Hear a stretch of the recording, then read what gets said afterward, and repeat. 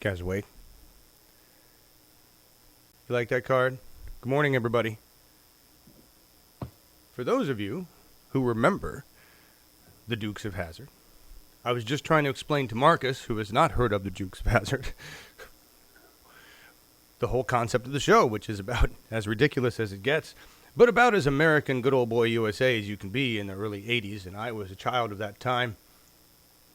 This was posted on Twitter by, I can't read their account. It's in there. They were kind enough to post this. I don't know if they actually did the shot. I just thought it was hilarious. This is over Atlanta's I-85. A section of it caught fire underneath because there was a bunch of stuff being stored there and burned an entire section of the overpass, which collapsed. And they put this up there. And I laughed my ass off because I was a fan of... I watched this show. I was 12, right? This show made sense to me. It was a great show for those of you who got the opportunity to watch. A lot of good messaging in here. Boss Hog, exactly, Joanne. I am here. I got a little something special for you. I can see if I can pull this off here. This is if this really were in Atlanta, and the General Lee were really doing this right now, things probably wouldn't be the best for Bo and Luke, really, given the time frame. Here's how I imagine the jump.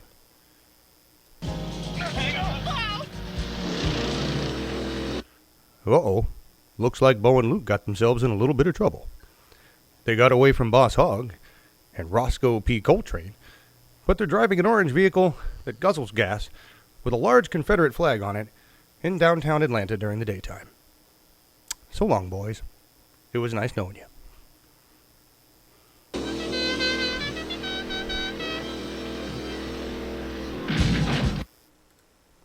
That was my homage to them. Because today, that's what would happen. they wouldn't make it far. And if you guys don't know the real truth, the reason I showed this is because it is the American mentality. Good morning, everybody. Melissa and Jay Pearson, how you doing? And Metalhead and Real Jingy, that song is a shame. yes. The whole show is pretty insane. If you guys, 20, what does that say? 250,000 cars a day commute through I-85. Yeah, I'm sure that screwed things up pretty bad. Good morning, Eco Sutras. Steve Collins, how you doing, Lynn, Vermont? The reason I did that, and it's the American mentality. I mean, we actually, I thought that could happen. Every episode, they did this, right? They would jump a car over something to avoid the police. The way they got in the car was very unique. They never opened the doors. They slid in through the windows. That was cool. They didn't wear seatbelts, which was being pushed at the time. Made sense, but you don't wear seatbelts when you're sliding into your car to escape from the local police, right? There was all sorts of things with that show that my parents didn't like for obviously good reasons, and they didn't let me watch the show, which is why I wanted to watch the show and went over to my friend Chris Anderson's to watch the show. Right? And it wasn't until later when I had learned enough math or jumped enough of my own vehicles to learn that there's a problem there with physics. You can't do that, right? That's the mentality. So I was explaining to Markus that what they would do. I mean, I was 12. That's what you do. You just jump. I want to get a car. I want to be old enough to drive so I can buy a muscle car, fill it with freedom, and then jump over whatever I need to jump over to get away from the police for some whatever reason I got, right? And go meet up with my hot-ass sister wearing, Daisy Dukes. Daisy Dukes. The whole concept of Daisy Dukes came out of this show, all right? Another reason my parents didn't like the show. In reality, I think most of you know that they actually crashed. They crashed a car every episode, at least one car every episode. They had a fleet of these cars that were built.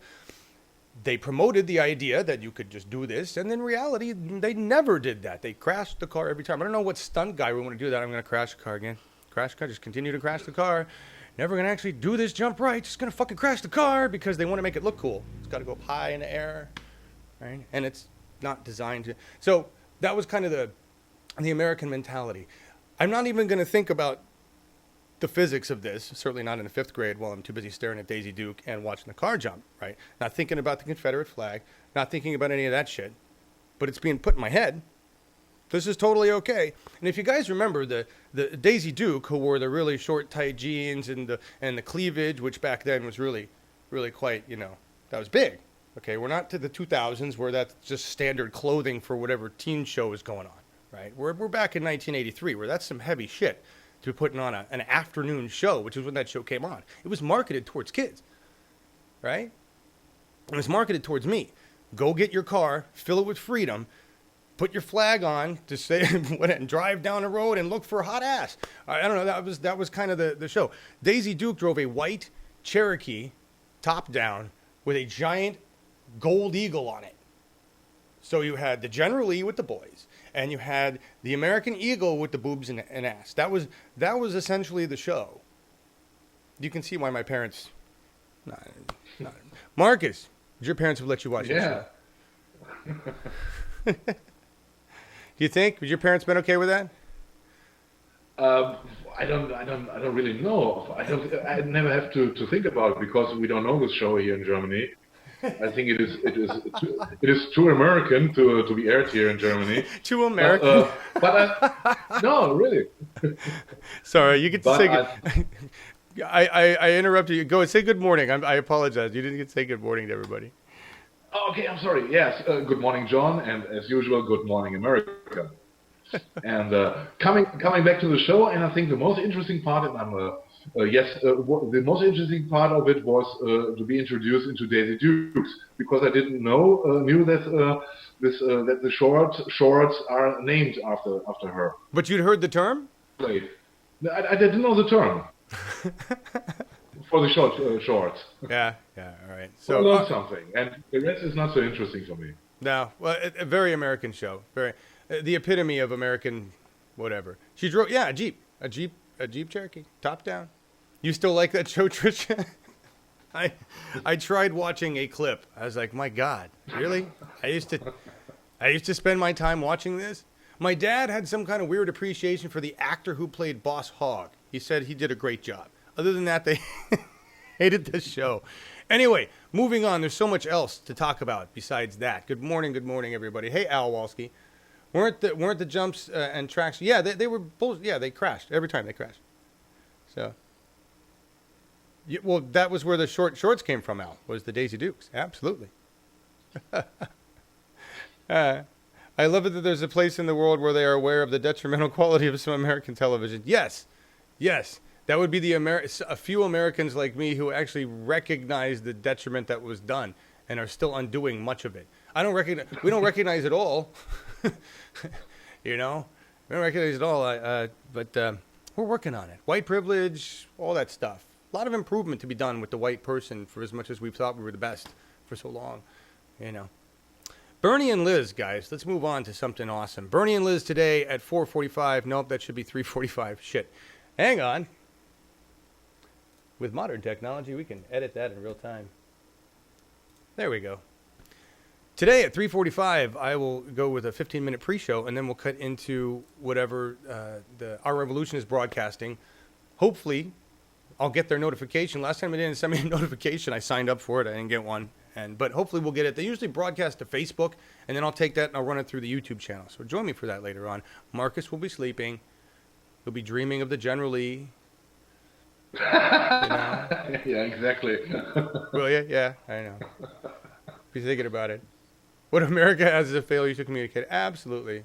Well, failure to communicate in terms of a nation of people, right? The government, media, they have no problem communicating their message. No problem. Trisha Yeager, I'm right there with you, John. I like me some Daisy too.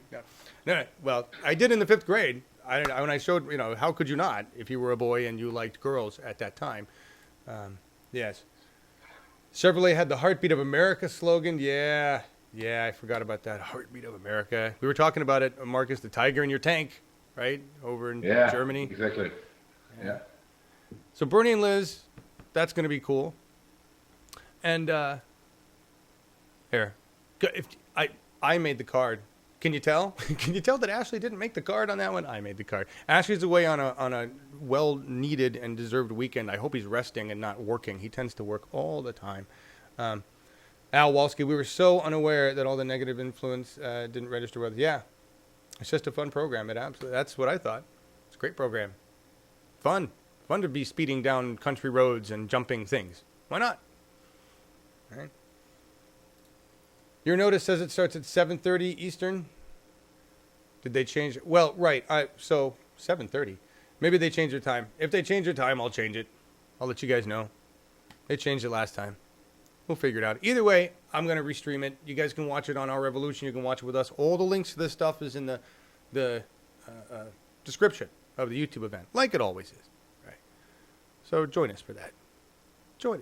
And I'm excited because the guys at here. So there's our card. There's the card I made. With the card that Our Revolution made in it. That's what's so great about this. We'll get this changed the right time if there is one. If it's different. Anyway, moving on.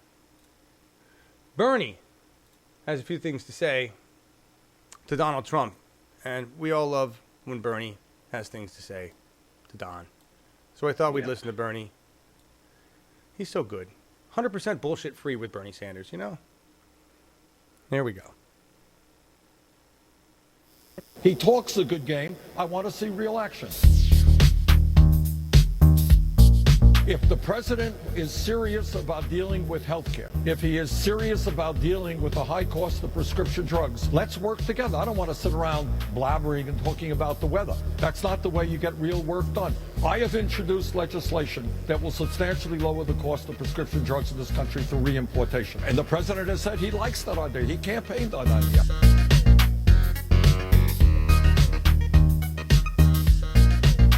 They're getting away with murder. Pharma. We have to get prices down. I don't want to just talk. This guy, throughout his campaign, said some good things among prescription drugs. If he is prepared to say, Senator Sanders, I've seen your legislation on reimportation, has 20 co-sponsors in the Senate. I know a number of Republicans are sympathetic to that concept. If he said, let's sit down and work on that legislation, I'll be there in 5 minutes. But I don't want to do a photo op with the president if we're not going to go anyplace. That's Bernie. Not interested in a photo op with you. But I'll do it if you'll actually do something. And it actually seems like Trump is now, he's waged a battle against the Freedom Caucus. And that's going to separate him from a lot of Republicans and a lot of Republicans with money. We got a Republican Party in complete disarray. They have no idea how to govern because they never planned to govern. All right. They never intended to have a plan. And we're in a good place. You know, for all I talk to Markus, and Markus can tell you, like before the show, I talked to him about, we need to rise up, and this is what's going to happen when ICE does this. We're going to start shooting police drones. But when I think about it, really, we're in a great place. The Republican Party is in a shambles. Trump is causing more damage every day, damage that is uniting Americans every day. Right? Uniting the world. It's almost the best thing I could ask for. Right? I realize a lot of environmental damage, a lot of people going to being abused, and there's a lot. I'm not saying it's a good thing, but it is, because in the end, we have to save the planet. And I think this is the fastest way to get there. I am shocked at how quickly he has operated. And remember, I was frightened about that. Remember, Markus, I was really frightened before about, look at how fast they moved in the first 6 months of Hitler's installation. But this is going in a completely different way because Hitler had like complete control of inner government. Trump does not, Yes, of course. Hitler had no opponents after he took over. Right. They were all gone. So he had his own people, and of course they followed his agenda. Exactly. And the situation in America is different. There is still some kind of democracy going on, though you have no real choice what the party concerns. But this democracy prevents that the right wingers or the ultra right wingers can take over. Yep. It's kind of the often quoted checks and balances. This system is still working, in my opinion. In some aspects, somehow. Yeah. In some aspects, it's still working, and we seem to have different checks and balances. Yes, agreed. not the original ones set up in our Constitution. just some new ones that have arrived, right? Yes. The internet is a new check, right? Yeah. I mean, it has become the fourth estate. It has become what mainstream media has failed to do. The internet is now doing, and it's doing it globally, which I think is is awesome. And it's a group effort, you know. It's not. Yeah. It's so yeah. I mean, Hitler took control very fast. Was able to eliminate everybody. He didn't have any opposition. Trump faces opposition from the GOP, from the Dems, from people who voted for him, from Exxon. Exxon doesn't even want him to do the shit that he's doing. You've got Lex Luthor telling the Joker, stop. What the fuck? You know, it's like, what do you do when you've got supervillains going, that's not the way to destroy the world. Let's do it this way over here. You know, I don't know. Anyway, by the way, guys, I see you're having a great conversation there. John Fraser, how we save the planet, send monkeys to space. Yeah. What were you wait a minute. I want to back up to what Real Jingy was saying. You said it was really cool to see that this channel has 13,000 subscribers. Back in the glory days of Bernie 2016, this was actually channel 2. We had 5 channels, and 2 or 3 of them at this point have been eliminated by YouTube for various reasons. All of them stopped from live streaming at some point because of various reasons. Channel 2, because it was created so long ago, was one of the ones that really gained a lot of power fast, and it was the second one. So we got shut down on Channel 1, which got about 9,000 subscribers really quick because we were the first. That was why I created Bernie TV 16. Channel 2, I said everybody. So I tried to work with YouTube at first, and I said, okay, it looks like once we get 10,000 subscribers, YouTube will actually pay attention to us and give a shit. So I made out this big call to everybody who followed Bernie Sanders. This is back in March of 2015. No, late. It could have been March. I did a lot of things in advance planning for this. This was after that, but I'd created a channel. This was like, he announced in for May? So maybe this was in July. We were doing this. Because the first channel didn't run for very long before we got shut down. So, and the reason I'm saying this is because I reached out. I said, everybody, subscribe to the channel. I'm not trying to get anything from you. I just want to subscribe because with 10,000 subscribers, it looks like YouTube will give a shit, and we can talk to them about what we're doing and see if we can't work out, the understanding that this is political speech. It belongs to the people, First Amendment rights, blah, blah, blah. No. Everybody, we got 14,000 subscribers really fast. It was amazing. And YouTube didn't give a fuck all one way or the other. I got a call from them a year later asking me why the channel wasn't doing anything and wanting to know if I wanted to take a 101 seminar on YouTube channel SEO. That's what I got from YouTube. So and recently they shut down Political Revolution TV from live streaming because I think I said Nazi like 30 times in a row just to piss them off. I don't even know what the real reason is. They won't tell me. I don't know what the real reason is. Anyway, I just thought I'd tell you that. There are a lot of amazing... yes, it was used to broadcast a shit ton of Bernie events. This channel is the hard work and effort, as were all Bernie 2016 channels, of 300-plus volunteers that came together online in Slack to do this. It was the most amazing thing I'd ever experienced. Was seeing people come together. It inspired me to keep going. It inspires me to this day.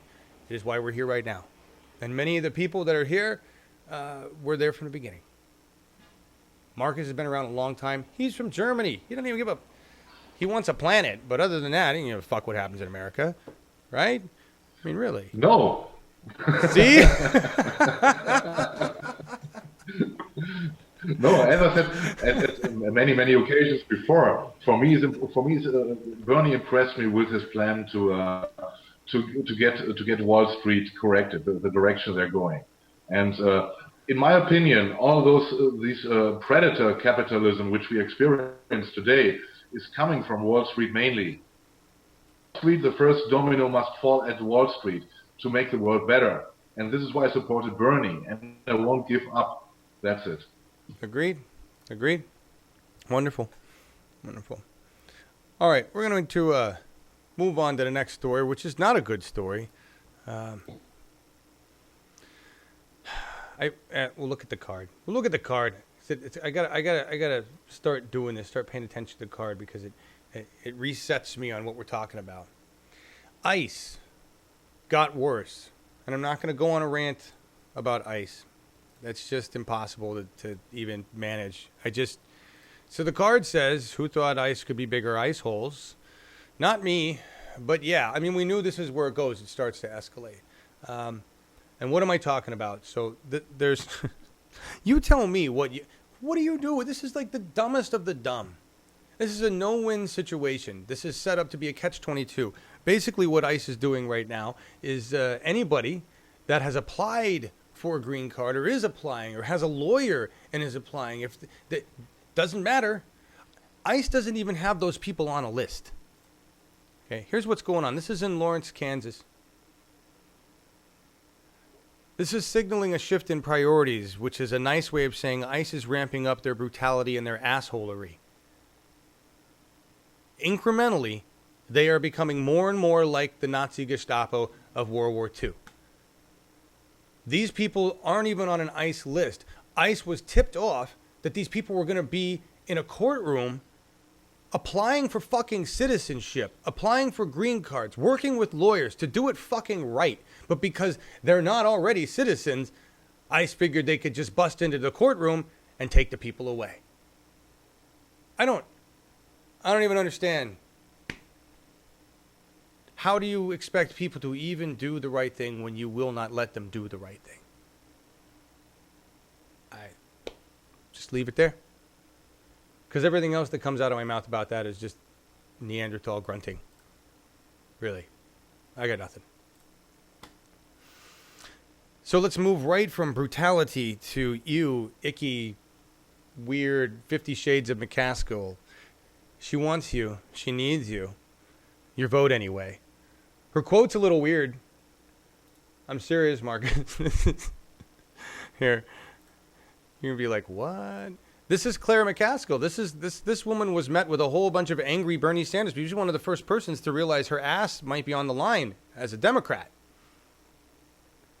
And she said to somebody, the Sanders backers, I need you. I want you. I stand a chance of being run against. She was like the only Democrat who runs, I don't even know where the hell she is, but people are pissed off because of her voting record. She voted for some of the people of Trump's cabinet that are idiots. And voting for any of them was a bad move. Maybe Mattis. You get a slide with Mattis. I don't know. He's the one guy that thinks climate change is real, so I'll let him slide on that, right? But this is basically, she makes a statement that she understands that she's gonna not only have a Republican, person going against her, but a Democrat, and that Democrat is most likely going to be progressive and going to have all the Bernie supporters, right? And she knows, she's like, I can't win. I can't win that. If the Dem ticket is split, I'm screwed. So she wants to woo. What is this? This is an opportunity to make Claire bend over to our will. I'm just going there because of the whole innuendo of her statement. That's all right? No disrespect to Claire, really. The point being, that's our job. That's our job. She's asking us. She's inviting us to do our job. Right? And we should do it. Right? You want us? You need our votes? You want our votes? Great, let's talk. Let's sit down and talk. I have some things to say. Right? Somewhere in this conversation there needs to be a way for a representative to bind themselves to words that come out their mouth. Right? Maybe, yeah. And that way, when they tell the people at a town hall, I will vote this way on a thing, and then don't, we can hold them liable. We can change those laws statewide if we want, with our own state legislatures, if we get enough power in there. And then we have to change them at the federal level. We can do all sorts of fun things to restrict our representatives to actually do their fucking jobs once we take over their jobs. Claire wants to work with us. We want to replace Claire. So Claire's got a lot of work to do if she wants to be the kind of employee we want in our government, right? And I don't even know where Claire works. She doesn't work for me, really. I mean, she does. She works for all of us, but she doesn't work for me directly. She's in another state. Why don't you? I probably should tell you guys what's a little more research. She's from Missouri. All right. Democrat. She pitched unity during a recent fundraiser. Go figure. Urging supporters of Sanders to be involved with her re-election campaign. She wants us to be involved with her re-election campaign. Not just to vote for her. And don't give her a dime. Who stops her from changing again after getting the votes? That's the stock post. That's the thing. That's the thing, right? That's what do we do when they blatantly lie? You know, how do we? I agree. It's like what we have to wait till the end of their goddamn term to kick their ass out. No, there should be some way to punitively do something. I don't know what it is. There needs to be. I agree. There absolutely needs to be a way to hold them accountable. We can do that at the state level if we can take over the power. This is the right. John. Yes. We all smell it.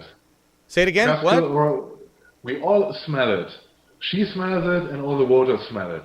And it's no barbecue.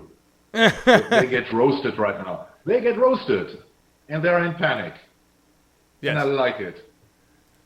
Is she smelling bullshit mountain on fire?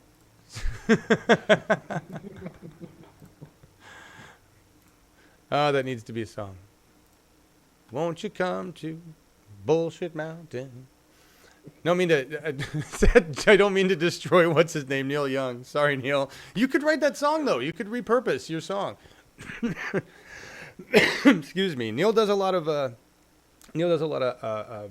inspirational songs for liberals anyway. What are you guys talking about? It's burnt bullshit, yes. What are you guys talking about here? EcoSutra, thanks to forces beyond the Washington Beltway that have reached critical mass, we should be more optimistic than ever about our ability to lead and win and fight. Yeah, agreed. Who said that statement? You're quoting. You're quoting somebody. Let me know who that was. Anyway, moving on from Claire because that's just you. It really is. Creepy Cruz. Got all sorts of creepy people. You remember Ted. Ted Cruz, he ate a booger. He does weird things with his children. He looks like he belongs to the Munster family. Ted, who hated Trump, then liked Trump, then hated Trump. I don't even know where he stands with Trump these days. Ted's actually going to get a challenger. I didn't realize this. This is really cool. Ted's in Texas, right? And I guess he thinks he's got everything all locked up.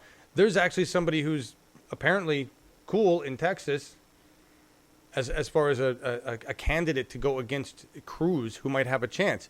And it's this guy, if I can pull out on this. This is he's a Democratic challenger in 2018 Senate race. Beto O'Rourke plans to announce his candidacy on Friday. That's today. I don't know who Beto is, but what's really cool about this story is that some other guy, Will, who's another representative, these two guys went on a road trip. I thought this was the coolest thing. Here, Rep. Beto O'Rourke, Democrat, Texas, plans to announce Friday that he'll seek his party's nomination to challenge Republican Senator Ted Cruz in 2018, the Houston Chronicle and Politico report.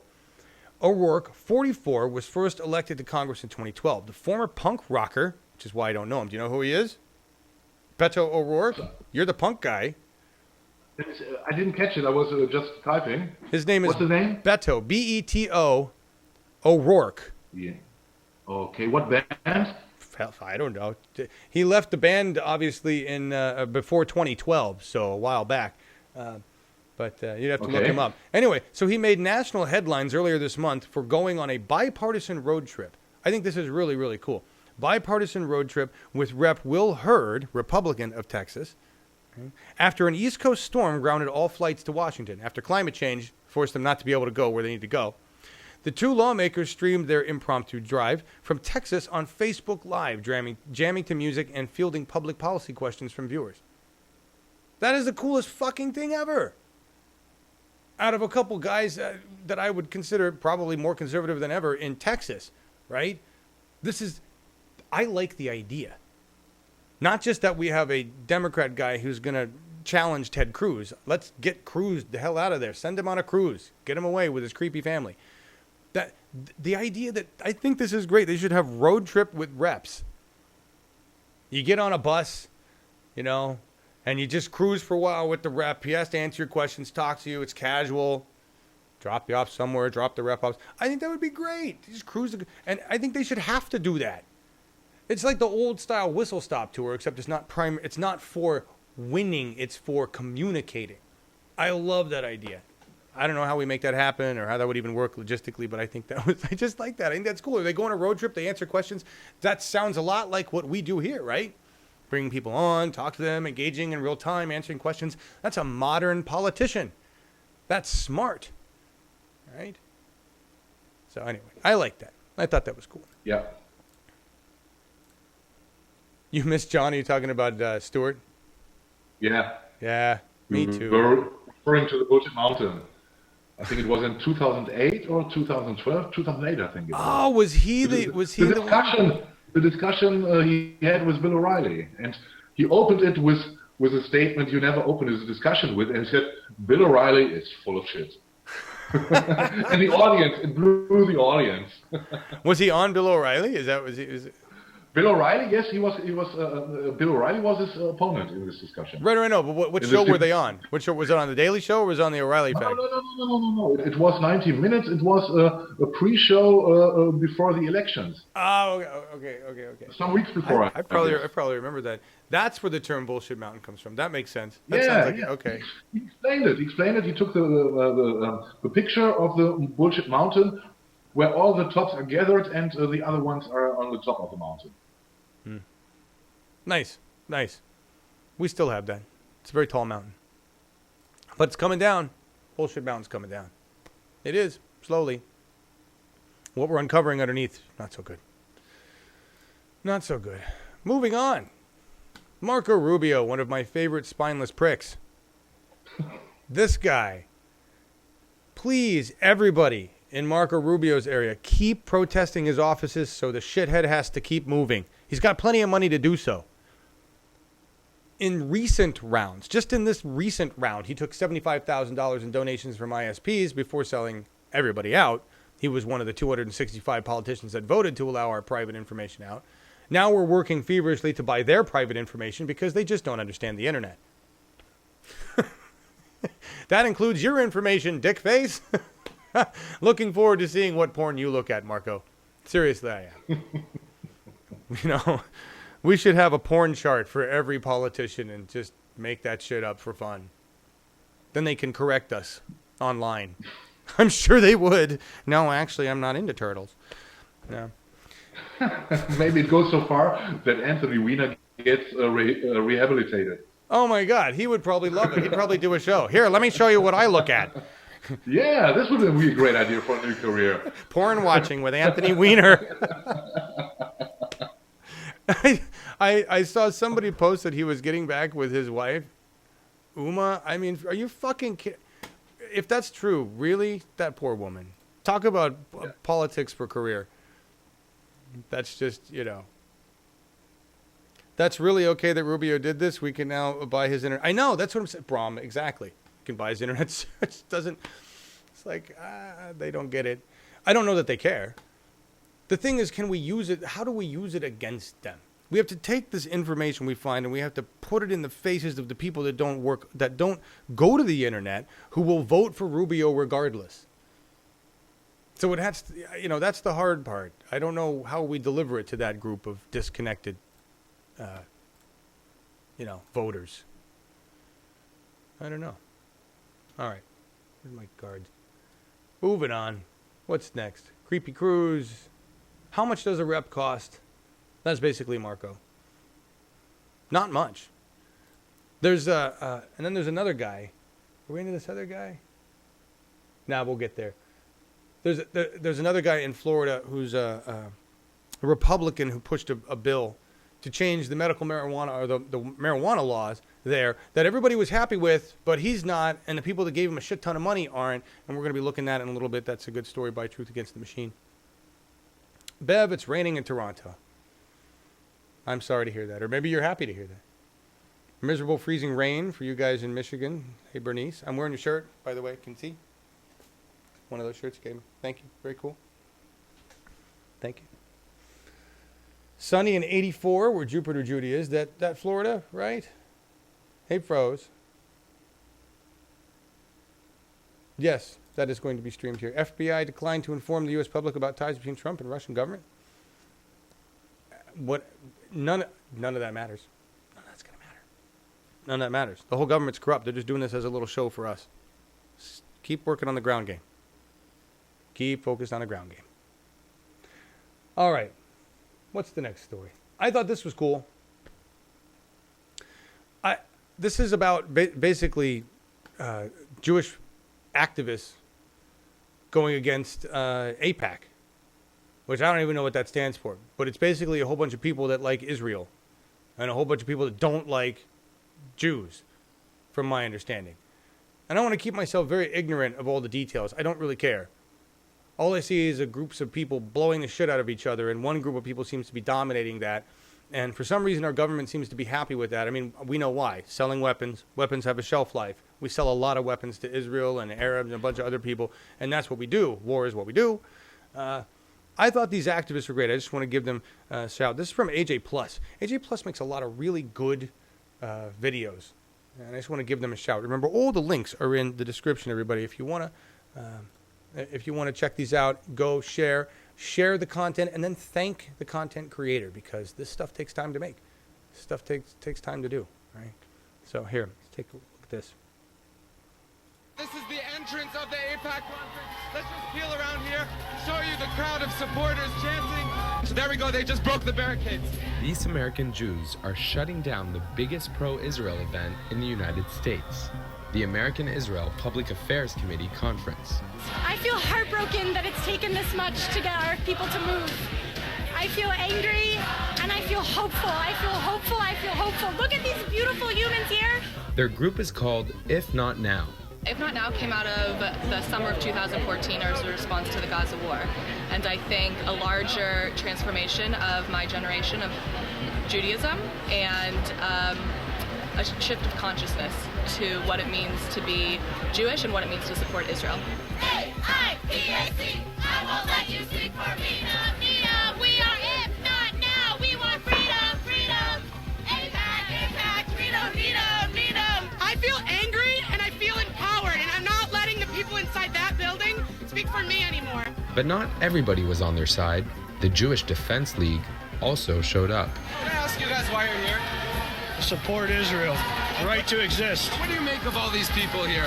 Hypocrites. There's no such a thing called occupation. I am Palestinian myself. I'm Palestinian as well, and my Okay, family lives under occupation in Palestine. There's no Palestine. Palestinian are liar, terrorists. So how, are you Palestinian? I belong to Israel. You just said you were Palestinian.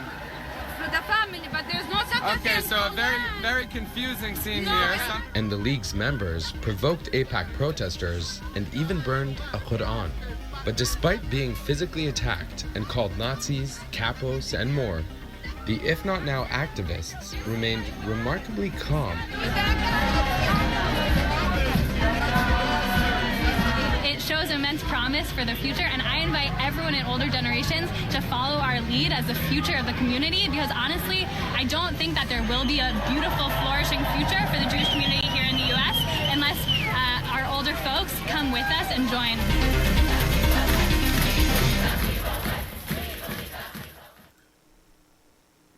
Pretty awesome. Remaining nonviolent, especially during all that. I mean, with all that going on, that's hard to do. That's hard to do. It's why I don't go to protest. Have not been trained in that yet. Yes, fuck nationalism. Right there with you, Eco Sutra. Doesn't need to exist. We need to evolve beyond that. We're bigger than that. We're a whole planet. Time to put on our big boy planet pants. That's what we need. Tired of being into diapers. Moving on to some climate-y stuff. Wow, this is going to be like the earliest show ever, Marcus. I really think like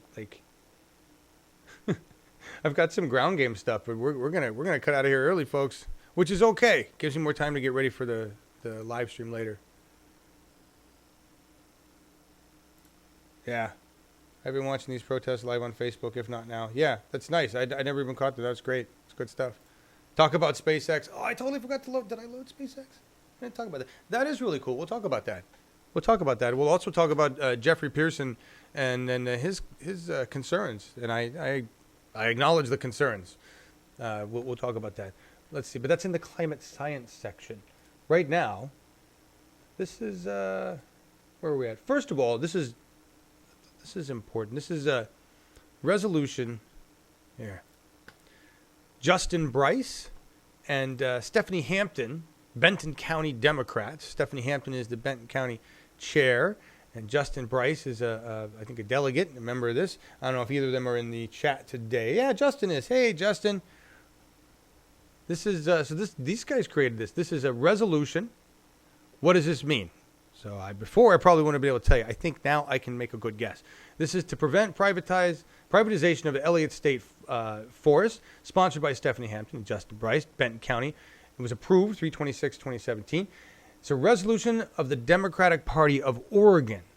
So what this means is they want to present this to the state-level Democratic Party, so you need to add this to your platform, I'm guessing, to make sure we say, whereas Article 6, Transportation, Energy, and Environment, Plank 6 of the 2016 Democratic Party of Oregon states, we oppose the wholesale conversion of public lands to private ownership and support the protection of state and federally designed or designated parks, wilderness areas, recreation areas, and other resource lands.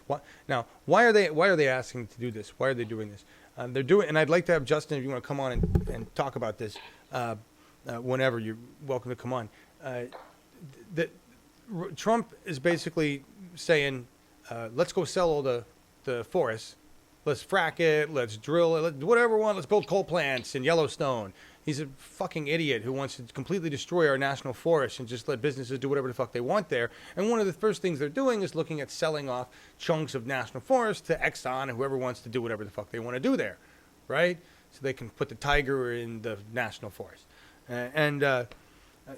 What I understand is going on in Oregon, whereas public land is under siege at the present White House administration, blah, blah, blah, whereas Democratic Governor Kate Brown has directed the state lands director to present a public ownership option. This is cool, all right, at the May meeting of the state land board. So sounds to me like this is a state-level measure that is... we did pass it. The state supports the resolution. Shit, I'm behind. Thanks, Justin. Is that what you guys just did? Is that what you guys just did, was go to the thing? See, I'm almost catching up. They must have just gone and did this at the state level at Salem, and that's why they're... So what that means is that this was adopted. This is what Democrats believe. Kate Brown, the governor, is looking at a way for us to buy the land publicly. Federal government wants to open it up for sale? Fine. State of Oregon will buy it. Fuck you. I love that. That's a state level fuck you to a dumb federal government greedy law.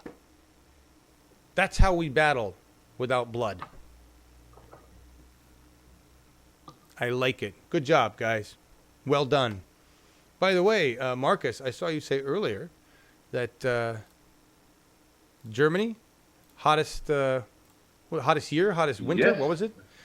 Yes, it was today in the newspaper, and it is the first, the warmest or the hottest month ever in history of Germany, in recorded history. Wow. And today we had 24 degrees. This is about 70 Fahrenheit. 70. And what should it normally be there? It is March. It should be around about 8, 9, 10.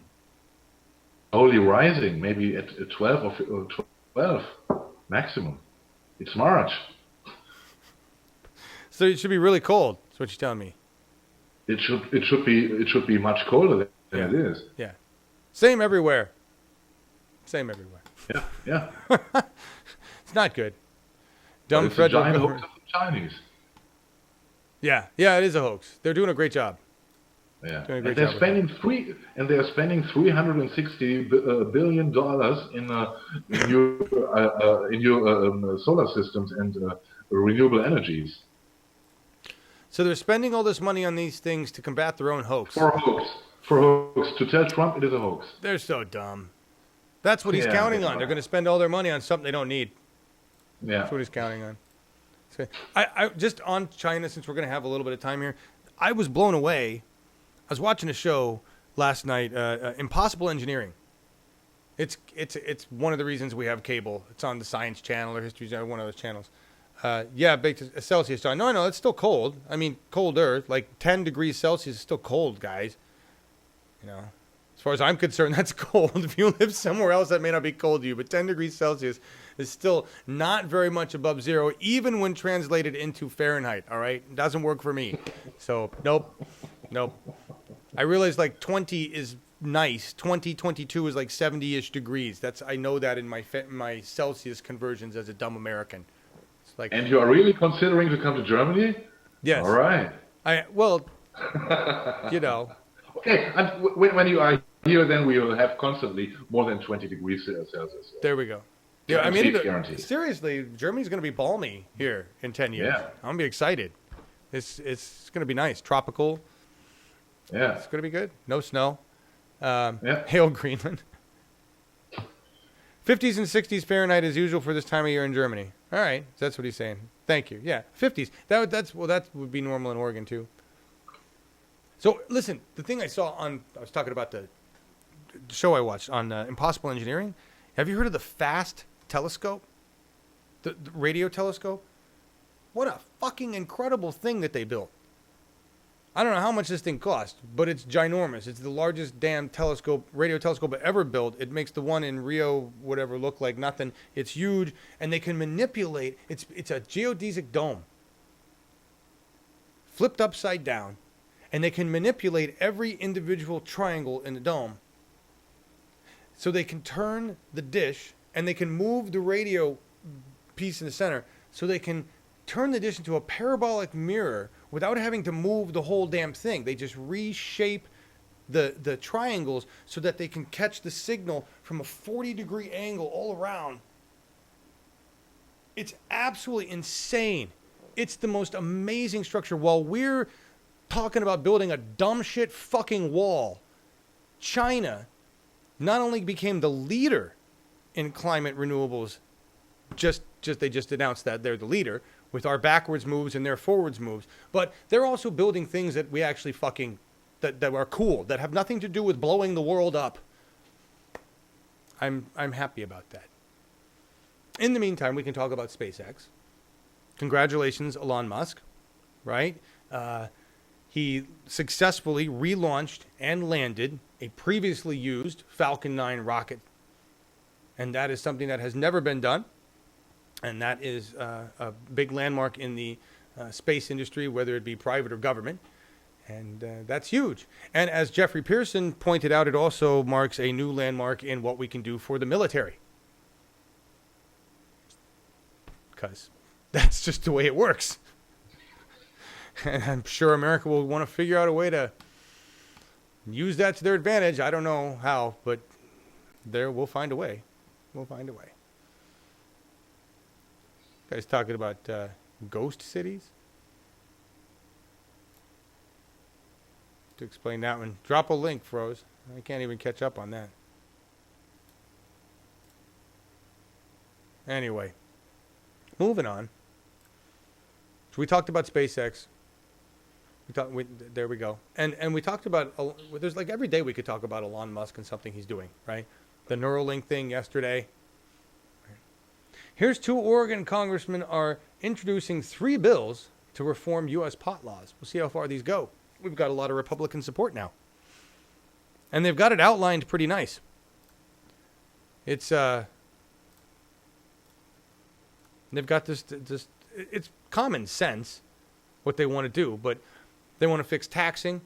Small Business Equity Tax Act would change the tax code to allow businesses operating in compliance with state law to claim deductions and credits associated with the sale of marijuana like any other legal business. That would be really helpful, right? The IRS currently treats state-sanctioned pot retailers like illicit drug traffickers, forcing them to pay exorbitant taxes.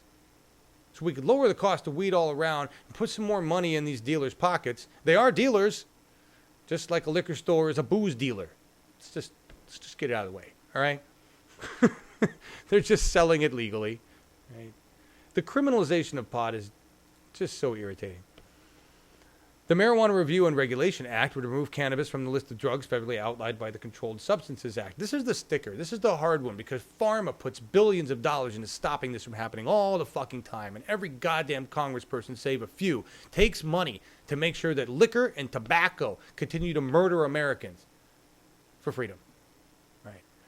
But, so weed is listed as a Schedule 1, which is absolutely stupid. Right? That would mean that pretty much every soldier in Vietnam has been using something like heroin and doing just fine. Not that you're all doing just fine, but you know what I mean. If it was the equivalent of heroin, where are all the deaths? They don't exist. You can't die from cannabis. It's not possible. So I don't know how it's possible that a drug you can't die from is on a Schedule 1. Oh, corruption. Corruption. Yes. States could still choose to outlaw marijuana, and there would still be strict rules and penalties for illegal transportation of pot across state lines, I guess. If they stopped people from... Just think about that. Everybody has, in Portland at least, has traces of cannabis on them all the time. If they were going to stop people from transporting weed, every fucker going through TSA would be stopped for some reason. And I've gone through TSA lines with my gear, with this system, with parts of the system. I used to fly the whole goddamn thing to different places to do things for business. I've had the entire thing ripped apart because TSA thought it was a bomb, found my weed, didn't give a shit about that. They were worried about the bomb, as they should be. As they should be. They just destroyed the rack and a couple things looking for that bomb. Then left me a little, they leave you a little thing, says, hi, the TSA was here and we fucked with your shit. Making you safe. Anyway, moving on. State protections. Well, basically, the other thing turns it turns marijuana into what we would do with booze or cigarettes in terms of the federal government. Right? So maybe prices would end up hiking because you'd pay a damn federal tax now. Who knows? Who knows? I think we've seen. The big fear was that this wasn't going to change anything and the black market would still exist and blah, blah, blah. I think with the amount of money that each state has made, the 300,000 jobs they're saying this is going to bring to states that have legalized cannabis, I don't think you have to worry about the black market. I know people who are still dealing off grid and they're having a hard time. They're having a hard time because they have to compete with prices where somebody can go legally buy top shelf.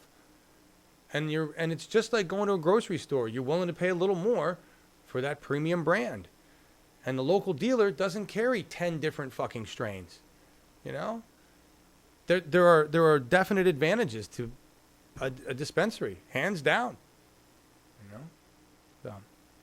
And Markus is shaking his head. Yeah. We'll leave it.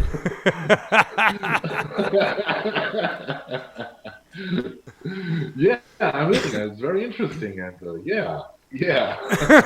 I'm just gonna leave it at that. Yeah. Exactly. Nice. All right, I know you guys aren't talking about all this. What are you talking about? You have a big long. What are they talking about here, Markus? I didn't catch it, to be honest. I was listening to you. No, that's all right. I'm the infrastructure. Froze is going off. What are you talking about? Private prison. I have not been doing a good job taking care of comments today. Ghost cities in China. That's what you were talking about. Thank you. By Wade Shepard review. Okay, yeah, interesting. Free pot for all. Absolutely, Phil Britton. You agree with Markus? Yes, you guys are doing a great job. Thank you, Wrenches and Mods, and everybody. Thank you all. We make this work. Thank you. Yeah. Anyway, there's banking rules, there's other rules. I just thought it was cool that that it was a couple guys from Oregon. I don't even know what two from Oregon. Senator Ron Wyden. Hey, Ron. That makes me happy. I know that I'm pissed off at Walden for selling my personal info for some money, but Wyden, he's for the pot. I'm for you. And Peter DeFazio just signed on board to the Healthcare for All bill, or whatever they're calling the healthcare bill of Bernie. So good for him. Thank you, Peter. Canada is legalizing in 2018, Paula. Yes. That was just part of a long article. Thank you, Froze. Appreciate that. That should drop. Real Jingy, you had a real good friend, a dealer, talked to me about moving to Maryland because he can't afford to buy the illegal weed anymore, and has not been selling. Yeah. it's like I'm considering getting a micro license here, because then I could, like, there's a lot of benefits if I did that here. I could get my strains analyzed and taken care of and done. There's all sorts of things that I would like to do, you know, become a seed repository and work on rosin. I'm excited about the whole concept of rosin. That's a whole new field of extract, you know. And I've got, my neighbors are basically engineers, mechanical engineer, woodworking. They've got all sorts of, they've got everything we need to make rosin. Let's put it that way. And at scale, a lot of rosin. So I'm just kind of breaking green, huh? What? Say that again. Breaking green instead of Breaking Bad. Yes. Except again, we'd go legit. We're not, you know, I'm weed, not, you know. But yeah, exactly. That's what it would be. And yes, thank you for saying that. Share and do what you can. I appreciate that. Subscribe, share. Thank you. We do lose a lot of subscribers every day. I will tell you that. A lot of that 13,000 isn't really happy with this, and that's fine. And I understand that. And they subscribed to Bernie TV a long time ago. We're not that down. I think we're down like over the last 28 days, a couple months. I think we're down over about 300. We lost about 300 people out of 13,005. So, you know, that's better than could be expected. At least it's not a mass exodus, right? Yeah.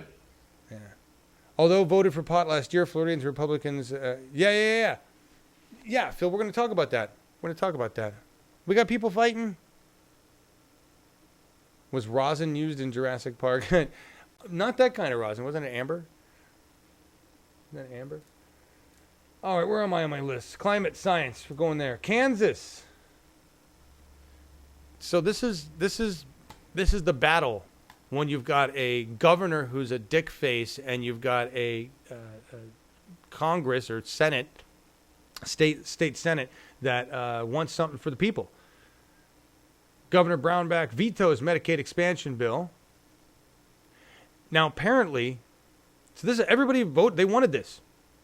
Governor Sam Brownback vetoed legislation that would have expanded Medicaid to cover 150,000 low-income Kansans, setting up another showdown between the Republican governor and a state legislature that shifted toward the political center in the last election. Now, apparently, the Senate can now overrule his veto. So we got one more chance to do this. They want this. They're going to make this happen. Unless somebody comes in there and corrupts some of the people that are going to vote that way and offers them a stack of cash, right? Which is the one thing we have to worry about right now. Is that somebody stalled, they're like, no, we're not going to let it happen. And now this gives lobbyists and people pharma an opportunity to move in here and go, how much money will it take to get you to change your mind? But what it really tells us all in Kansas is we got to kick this asshole out of his governor's job. Because Kansas is making some strides progressively. And I'm impressed with them. You know? Governor Brokeback. Nice, real jingy. The channel is better than ever? Bill, this one? Thank you. That's awful nice. Yeah, Trish, it's me. That's why I'm starting up shows with like Chad and other people that are going to be on camera. If we had just the German show with Markus, that would be fine. I'm a little harsh. People don't really either, you know. Anyway, moving on. Cool stuff in science. We're still in science. We're not to the best part yet. You guys have seen the card. Nobody's commented yet, or I missed the comments on the card. Did you guys actually like see the full card? I'm just going to put it up now. I worked hard on these. I spend time trying to come up with good headlines for you guys. Nobody seemed to catch the one right before we get to the Florida Republican. Right? Yes, I was already wondering what's going on there. Well, I'll show you. I don't want to lick and suck Trump. No? You will. No. You will. No, I won't. Maybe this is something that we Americans need to send you, German. I will send you some lollipops because that's what we're talking about here, my friend. Okay. That's what we're talking about here. Jupiter Judy, you harsh, John? Nah. Oh, thank you very much. Thank you, Barbara. I appreciate that. No, you are not harsh. No. Well, I do say fuck a lot, but I really think that in today's world, in today's times, it's absolutely necessary. It doesn't come off extreme at all. Yeah, what the fuck are you talking about? Right, exactly. To quote Lebowski. Right, exactly. All right, so we're not quite to that article. This I thought was. This is just, I don't know. It says a lot. You won't catch it in the first part. Archaeological find affirms that the Hilsuk Nation's oral history. So this is a First Nation tribe in British Columbia, and this is at the Central Coast. I don't know where that is. They found a settlement. All right, it's Canadian stuff. They found a settlement that dates back to 14,000 years ago on this real, endpoint west coast. This little tiny piece. Let's see. Do they have it in the map? I'll show you. Here. Yeah. Blow up the map. Check this out. So this is, right. Triquet Island is on BC's Central Coast, north of Vancouver Island. Right. So apparently, what they found. Digging, Wade, you saw how deep they had to go to get to 14,000 years. 14,000 years is as the Ice Age is happening. Right? The Ice Age ended about 10,000 years ago. Things warmed up, right? Land bridges and glaciers go back, and that's all part of normal climate. That was just a shift in the normal climate, right? Stuff going down, and humans happier, a lot of more warm. We can go back to places. 14,000 years ago, human beings were faced with climate change. Climate change that they didn't create. They were just, oh, fuck, we got to keep moving because snow, ice, glaciers. And they have a record of it, of these people, the last of their people, ilking it out on this little edge of Canada. That's amazing. I just think it's amazing that, here we are today, and we're faced with climate change in the opposite situation. It's getting way too hot. But we can change it. We actually have an opportunity to. We know how. We know how to fix it. We've come a long way since the stone hearth. Just not quite yet far enough to save our own asses. 14,000 years. I'm not sure I'm proud of that learning curve. I don't know. I would have thought, jeez. Can't we do more in 14,000 fucking years as a species, Marcus? Oh damn! I could talk about this for hours. But to you, I just tell you, read the damn book, John. I know. It's all explained in it. We are domestic primates. We are stupid, and you can always depend on human stupidity. This is a law. I know. It's yes. Human. That seems to be one of our flaws. It's just something in the old fable. There's something like the whole concept of Adam and Eve and the apple of knowledge. It's really more like consciousness. Once you're aware of your own existence, you're fucked. That's the parable. That's the message. The fun begins when you're aware of your own existence and you don't know what the fuck to do. Good luck.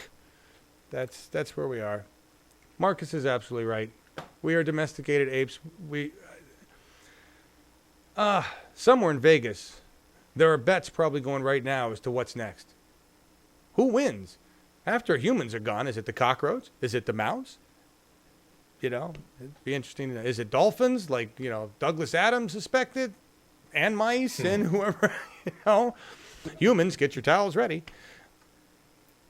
At least German had a bust of Zappa in there. Germany has a bust of Zappa in Town Square, really? Yeah.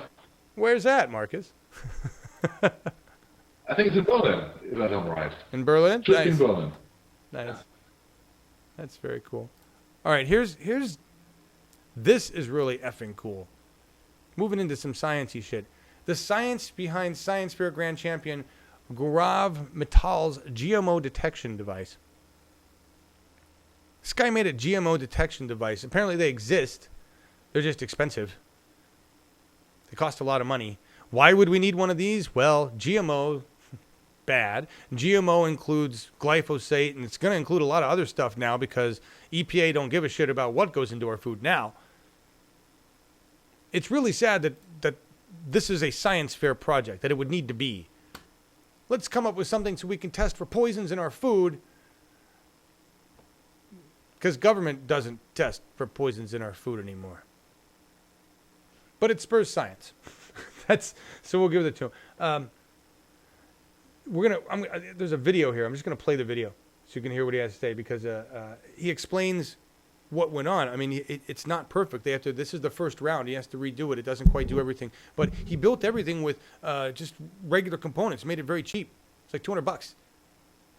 That's innovation. That's smart. That's the kind of people I want running my country. Right? Let's watch this guy. Hi, my name is Gaurav Mittal, and I'm a 9th grader at Manheim Township High School. I've won the Senior Grand Champion Award here at the North Museum Science and Engineering Fair. So my project is about testing whether foods are genetically modified or not. In this process, you have to use something called a thermocycler that would heat up and cool down to replicate your DNA strands. Usually, thermocyclers can cost around $1,000 to $2,000. However, I built a homemade one for about $110. And I'm using that to amplify the DNA to determine if foods such as cornmeal, soy burgers, papaya, and a variety of chips are genetically modified. Absolutely brilliant. Wonderful. Thank you. I really am sad that you had to spend your energy, your brains, your scientific mind on making sure you weren't eating poisonous food. I really wish I could provide a better world for you than that. Thank you, kid. 9th grader. That's a 9th grader. 9th grader going, I don't want to eat this shit. Stupid adults. Gonna make me a tester that doesn't cost a fortune. Stupid adults. Great kid. Yeah. Absolutely wonderful. Yeah, me too, Melissa. I thought he was like a young college guy. No, freshman high school, not freshman college. He's not a grad student. He looks like one though. I thought he was at a fair as somehow some business guy, very young, but a business guy. Right.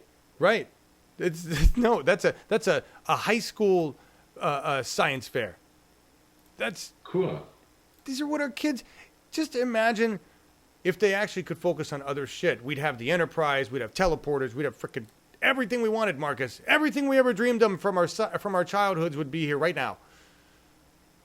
They would be. Oh my God! I totally forgot to load the. There's a reason why I watch television still. I will load this for tomorrow, but I'm going to tell you about it today just because this is absolutely badass. Okay, put your 5th grade hat back on. Actually, it doesn't matter what age you are. Just this is badass. I grew up as a child of the 80s. 1985, I was 15. Okay, Back to the Future came out. He was riding a goddamn skateboard with no wheels, right? So we've been waiting for a damn hoverboard all our lives. I'm 47. I'm almost to the point where it'd be dangerous for me to ride a goddamn hoverboard. They exist for real. It is not it's not a super cooled magnet. It's not bullshit. It's not the jet ski thing where you're in the water and you're doing that. No, it's a dude in France, and I got to find the video. I watched it on Outrageous Acts of Science. He's working on a production model right now. It uses 4 really tiny jet engines that produce 1,000 pounds of thrust. He's got a computer guidance system that has 2 fans that autocorrect for where he leans, and it fucking works. It's amazing. Goes like 125 miles an hour. He looks like fucking Superman. He's got ski boots attached to a carbon fiber platform. The thing is basically the size of 2 skateboards side by side, about and then deep about a foot. It's a fucking platform. You step on a platform, you go fly. It's unfucking believable. And I want one. And he's looking to change transportation with it. And I can't wait to see a bunch of people without helmets slam into each other in the air with these things. Because you know it'll happen. And you know they'll have like some game where that's the whole thing. Chicken in the sky. You know. But amazing. When it gets to America, everybody else be flying around fine. When it gets to America, we'll Dukes of Hazzard it, okay? But it's absolutely amazing. This is the best one. Look, I've seen all the other models. I've seen all the other things like the hover bike. I've seen this gyro. I've seen all the other attempts at new transportation. I keep an eye on this shit because I'm really excited about this shit. This is the best by far. This is the step before Iron Man suit. All right? All you got to do is figure out a way to take everything that he's built and pack it into those boots, and you're done. And we'll be able to do that as we miniaturize that power source, as we miniaturize those jet engines. It's gonna happen. Not even that you need to. I mean, you know, other than once you land, you got to like undo your ski boots, but you know, you kind of want the thing attached, right? So I mean, that's just we're there. We're on our way. I want one. Next, you got to figure out how to power it without fossil fuel, right? Or power it with jet fuel made from, you know, wood or whatever we're gonna use, you know. But that'd be the next thing. But this is one of those cases where the advancement of science for coolness outweighs the fossil fuel. Okay? I'm just going to outweighs the environment right now. I don't care what anybody says. We got to see some of the goddamn science fiction we wanted in our childhood come true while we regress in America. All right. Just two good old boys. Yes, Froze. The beginning. You hear Jetsons music. Oh, what a good show, the Jetsons. Yes, we're there. We expected that to be happening well before it is, but we're getting there. Here, are we onto the weed story? I think we're onto the weed story already. Amazing. No, we're on to here. This is what the cover card was all about. We got to do this before the weed story. This is you can now lick and suck Trump for pee-pee. That was my card. It's so great. It reads itself. For pee-pee, for Planned Parenthood. I didn't have room to type it out. I just abbreviated it. Come on. That was brilliant. It was absolutely brilliant. You guys get this? You see? Here. Nobody gets it. Here. This is my headline. You can now lick and suck Trump for pee-pee. He had that whole golden shower fetish. I thought that was brilliant. And then you know, and then here we are with they're selling lollipops to support Planned Parenthood. I think that's great. I was thinking it was about PayPal. PayPal. Nice. Anyway, this is awesome, guys. I'm gonna order some, send them to Germany. We're gonna send Markus. That'd be great.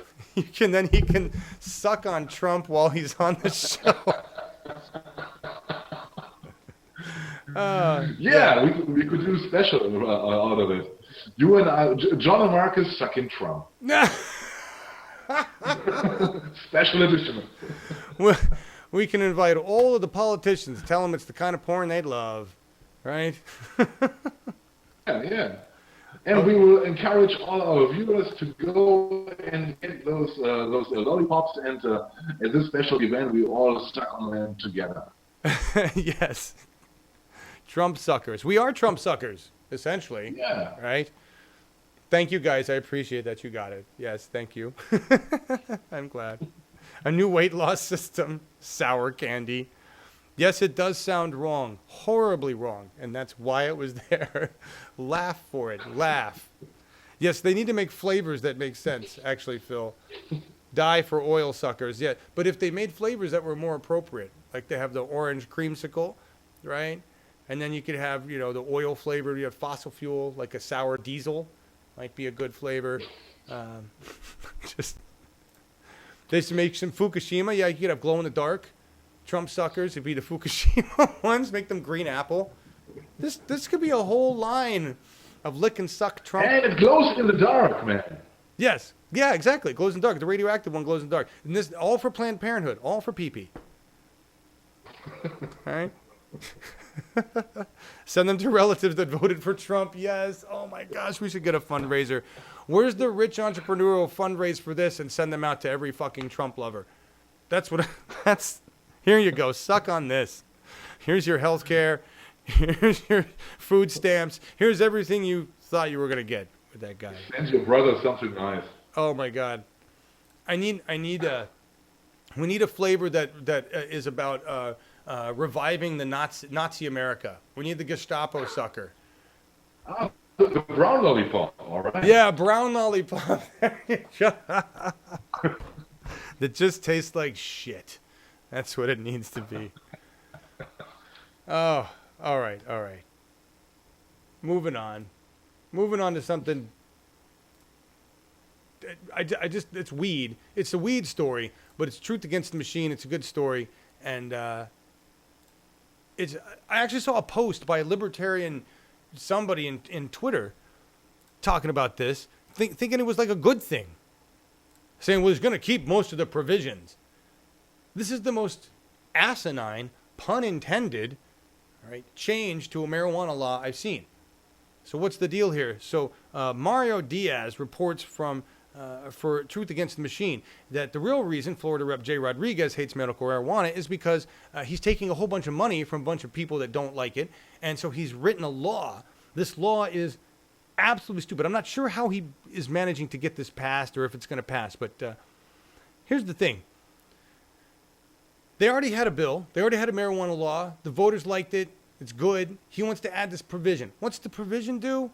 The provision actually bans eating, smoking, and vaping of cannabis.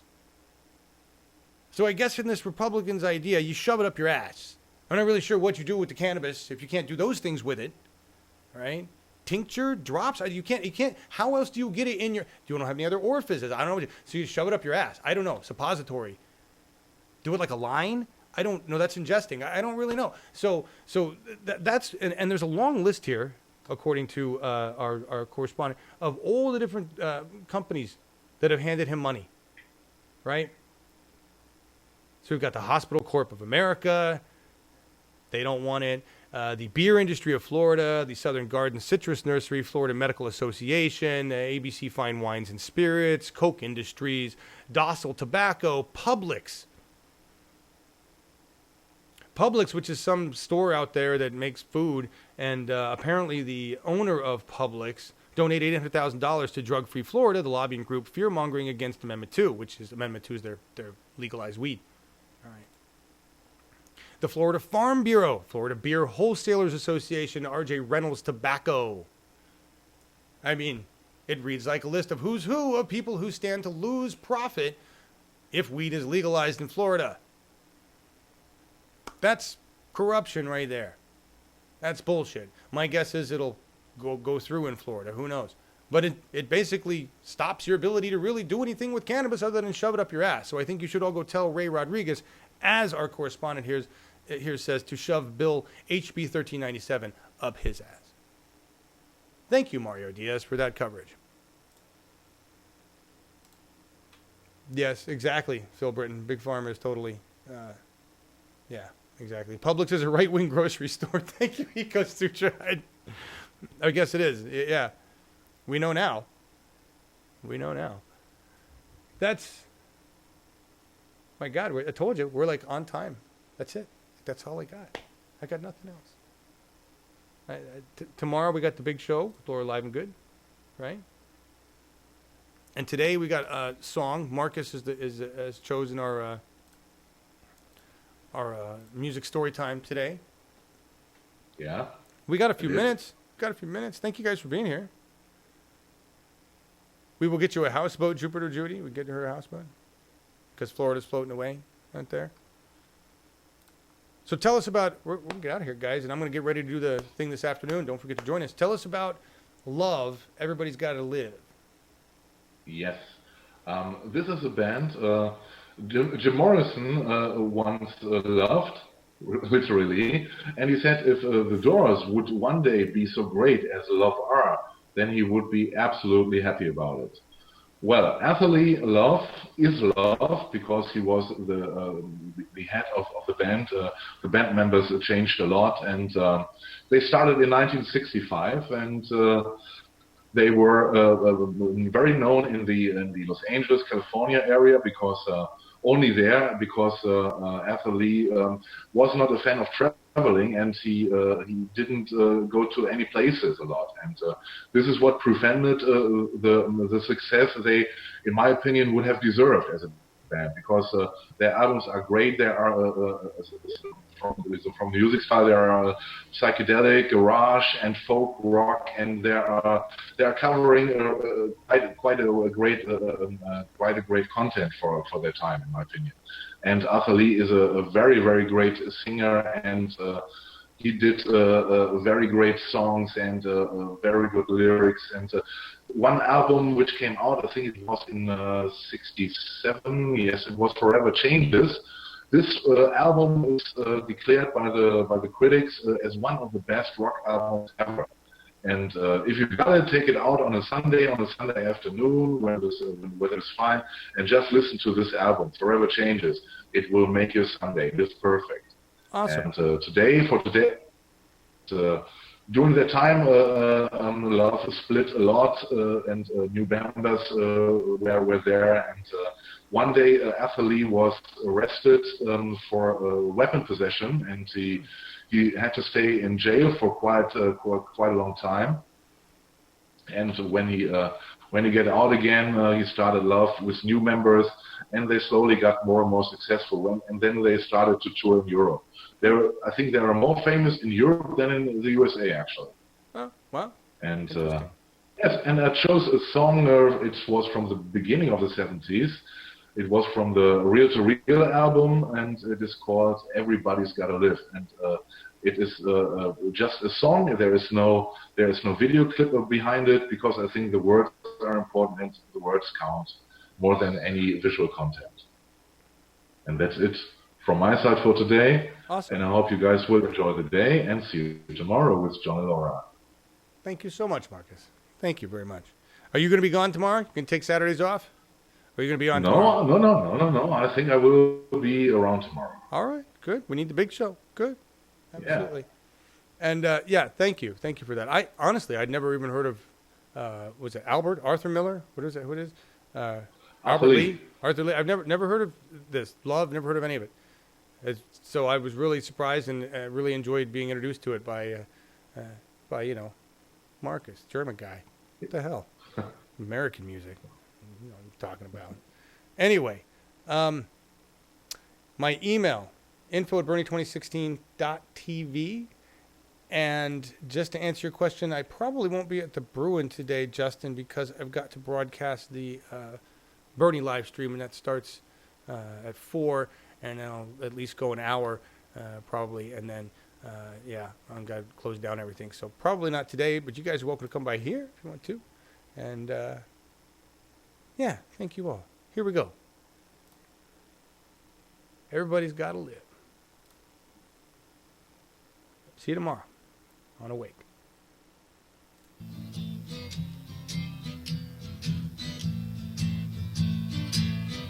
Everybody's gotta live, and everybody's gonna die. Everybody's gotta live. I think you know the reason why. Sometimes I go and get so good, then again it gets pretty rough. But when I have you in my arms, baby, you know I just can't get enough. Oh yeah, everybody's gotta live, yes they do, and everybody's gonna die. Everybody try to have a good time. I think you know the reason why. I saw a blind man standing on the corner yesterday, baby. He couldn't hardly tie his shoes. but he had a harmonica and a guitar strapped around his neck. And he sure could play the blues. Oh yeah, everybody's gotta live, and everybody's gonna die. Everybody try to have a good time. I think you know the reason why. I feel like I've seen just about a million sunsets. She said, if you're with me, I'll never go away. That's when I stopped and I took another look at my baby. She said, if you're with me, I'll never go away. Because everybody's gotta live, and everybody's gonna die. Everybody's gotta live, before you know the reason why. I had a dream the other night, baby. I dreamt that I was all alone. But when I woke up, I took a look around myself, and I was surrounded by 50 million strong. Oh yeah, everybody's gotta live, and everybody's gonna die. Everybody's gotta live, before you know the reason why. Yeah, everybody's gotta live, and everybody's gonna die. Everybody's gotta live. You gotta live before you know the reason why.